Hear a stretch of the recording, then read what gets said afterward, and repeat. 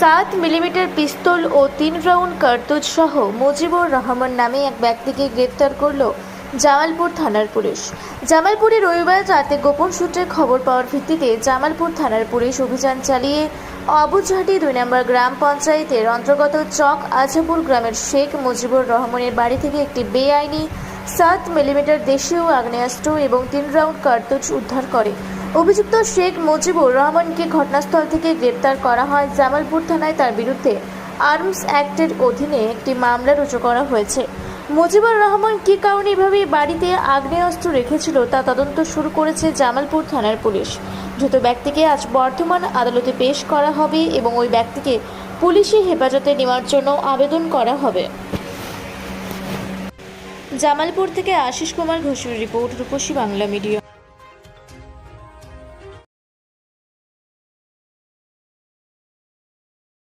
পুরা ব্লকের লধুরকা গ্রামের অদূরে অবস্থিত দৌলত পাবলিক স্কুলের দখলে থাকা বেশ কিছু জমি নিয়ে শুরু হয়েছে আইনি জটিলতা।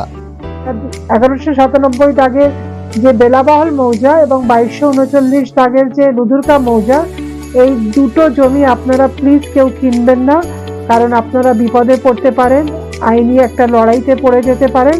জমিটা একদম ডিসপিউটেড, ফলে একটু সাবধানে থাকবেন।